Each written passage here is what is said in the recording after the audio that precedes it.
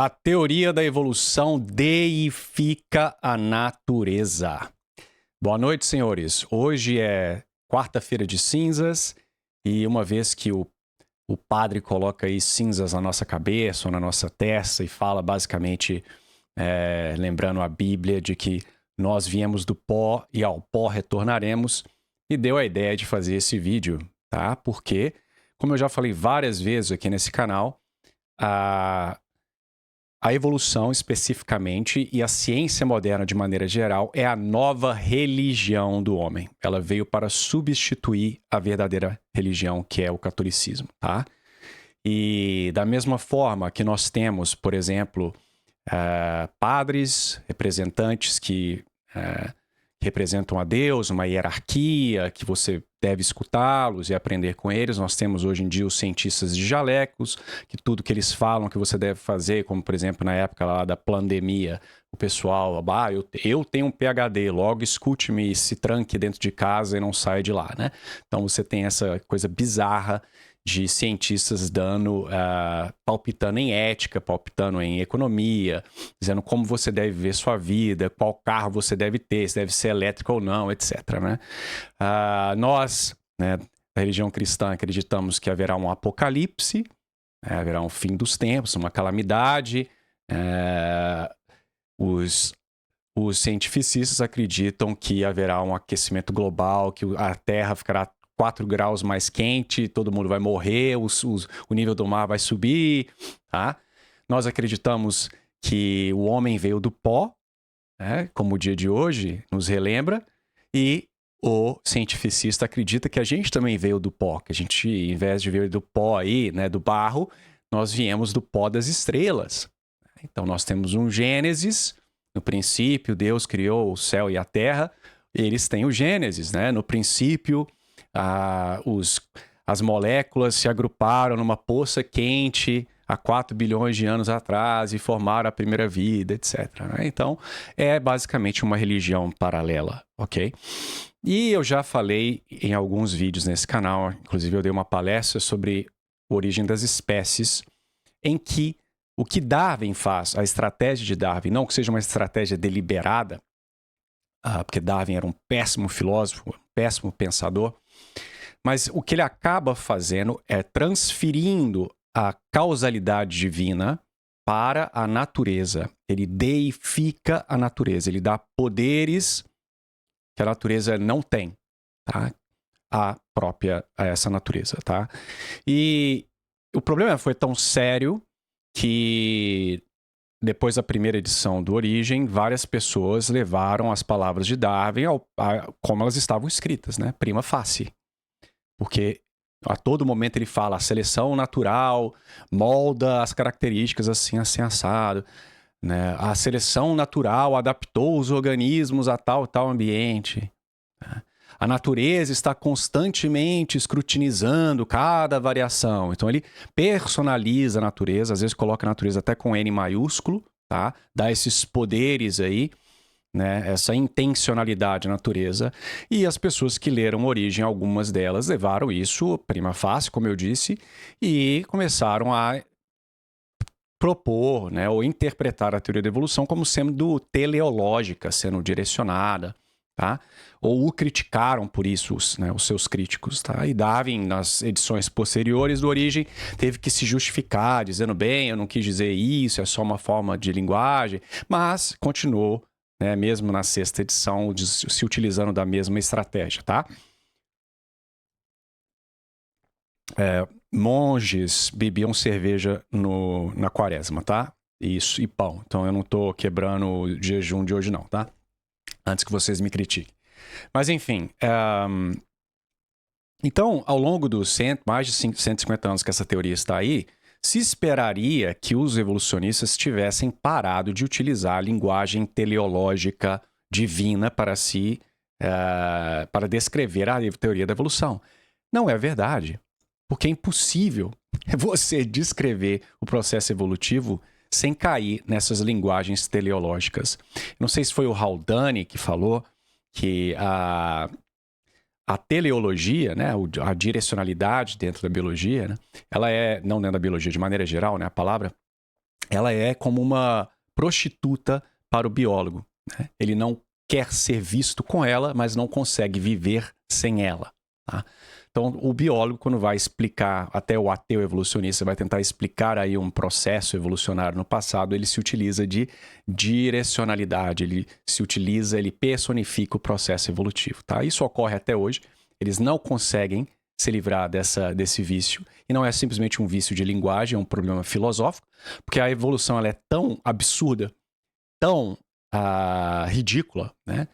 Não é nem uma questão de improbabilidade, é uma questão de impossibilidade metafísica, né? A macroevolução. Mas mesmo, pense, se você for um materialista e acha que é uma questão simplesmente probabilística, é uma teoria tão improvável que quando você, sem querer ou não, descreve o processo com uma linguagem teleológica, ele dá a entender, para quem lê, que a coisa é mais plausível, tá?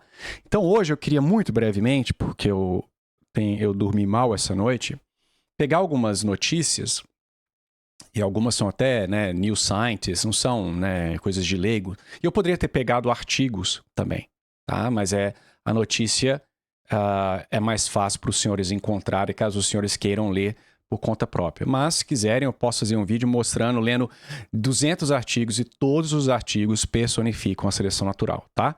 Então, pegar o meu óculos quebrado aqui. Então, esse artigo aqui, né? Um biólogo explica por que os humanos perderam o seu pelo. Eles evoluíram outra coisa no lugar. Eles evoluíram, né? Nós evoluímos outra coisa no lugar. Então, assim, né? O homem evoluiu a si mesmo, né?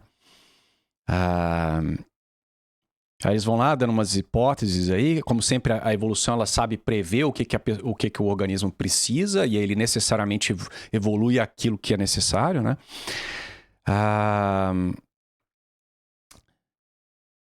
Deixa eu ver se eu acho aqui. Vou dar uma pausa, porque eu tirei do local, né? Aqui, ó. Isso é porque... Por que os humanos são tão bons em suar, né? Isso é porque nós evoluímos para ter suor nas glândulas, sei lá, ecrinas, densamente distribuídas através do corpo. Eu não sei o que é ecrina, né? Quem for médico aí me fala. Mas, enfim, nós evoluímos para ter glândulas. Então, o processo evolutivo, ele sabe que o homem precisa suar de certa forma, aí ele evolui para alcançar aquele objetivo, né? Então, isso aqui é pura teleologia, isso aqui é evolução guiada. Mas se você perguntar para o autor do artigo, tanto do de leigo aqui como o original, que eu tenho certeza desse International Journal of Biometeorology, que vai ter usado linguagem teleológica também. Se ele acredita em teleologia, ele vai dizer que não, a evolução não é guiada, ela é acaso e seleção natural. Lá, essa aqui lá dos lobos de Chernobyl. Os lobos mutantes de Chernobyl evoluíram para sobreviver ao câncer. Olha só, né? Então estava lá, havia risco de câncer, aí a natureza sabia que o lobo estava sob esse risco, e aí eles evoluem câncer, a matéria vai direcionando a si mesma para um fim ordenado, né? Olha que coisa interessante, né? Deixa eu ver se tem mais aqui. Dá um minuto. Olha isso aqui, mais absurdo ainda. Um biólogo explica por que os bebês humanos nascem tão indefesos. Dica: a evolução fez uma estratégia. Trade-off é quando você sacrifica alguma coisa para ganhar de outro, né? Não sei se tem uma palavra em português, né? A evolução fez uma troca estratégica, vamos colocar dessa forma. Então, olha só, a evolução é Deus, né? Ela tem estratégias, ela modifica, né?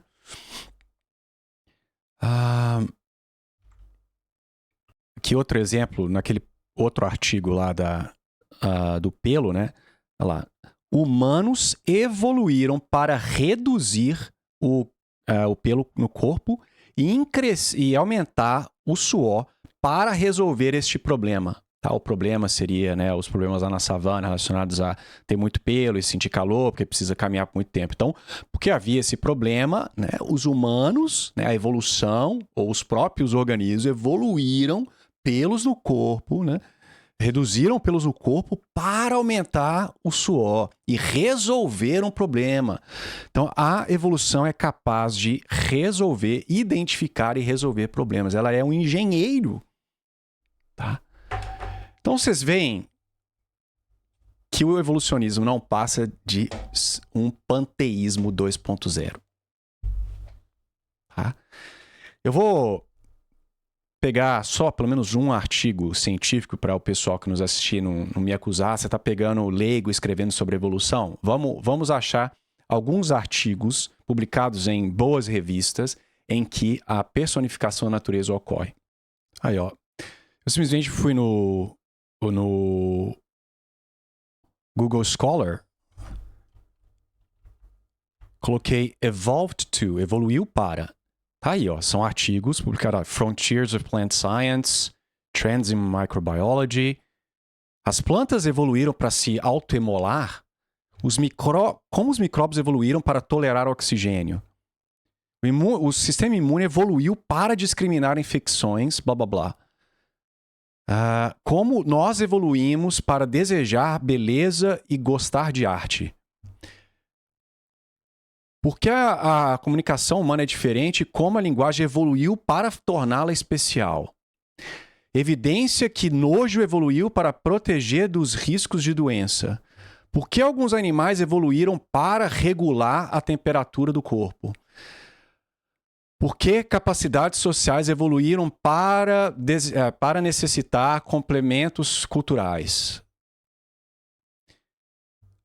A expressão de raiva em humanos evoluiu para aumentar os sinais de força, etc. Só no título, hein? Se você ler os artigos, vai o tempo inteiro, tá? Então, senhores, tá aí. A evolução é guiada de acordo com esse pessoal. A evolução é um Deus, ela é um engenheiro. Ela modifica os organismos de acordo com a necessidade desses organismos. Então, entende por que é fácil acreditar em evolução? Quando você utiliza essa linguagem, não é só um problema semântico, como eu disse. Você cria um vício de pensamento. Quando você lê, a asa evoluiu para o voo, parece muito mais crível do que você dizer organismos no passado, por mutações aleatórias, adquiriram uma característica que minimamente aumentou o sucesso reprodutivo e passou para os seus descendentes. E ao longo de milhões e milhões de gerações, as mutações que não eram cumulativas, nem tinham como fim a evolução de uma asa, produziram acidentalmente uma asa. A asa não evoluiu para o voo. Ela é produto de um acaso que, por pura sorte, serviu parcialmente para o voo. Algo desse tipo, tá? Também não é para diminuir a explicação para uma frase só, não. Ela é um vício filosófico, é um erro filosófico, metafísico, uma transferência da intencionalidade, da criação, da criatividade divina para a matéria, para a natureza. Tá? E veja, pega qualquer dos seus autores favoritos, Richard Dawkins, o prêmio Nobel de medicina, o que quer que seja, leia os artigos dos caras, se você não acredita em mim, e procure evolved to ou alguma outra forma de personificação do processo. A seleção natural fez tal coisa, tá? E vocês vão ver em todos os artigos, tá? Todos. Ou 95% dos artigos, tá? Então, tá na hora dos evolucionistas serem coerentes, né? Parem de usar linguagem teleológica. Parem de sair com a prostituta. Aceitem o cerne da sua teoria, que, como disse Jacques Monod, é o acaso. Então não diga que tal coisa funciona para tal coisa. Nada evoluiu para nada. Nariz não evoluiu para respirar, pulmão não evoluiu para respirar, o coração não evoluiu para bombear sangue. Tudo foi acidental e depois de ter aparecido que a função passou a ser adaptativa e fixada na população. Então foi por pura sorte que essas coisas evoluíram, porque a mutação ela não é direcionada, ela não produz o efeito porque o organismo precisa, porque ele está sob uma pressão seletiva. Pressão seletiva não é capaz de alterar o destino das mutações, a probabilidade de uma mutação benéfica surgir, tá? Então é isso aí. Sejam coerentes com a sua teoria, utilizem a linguagem adequada.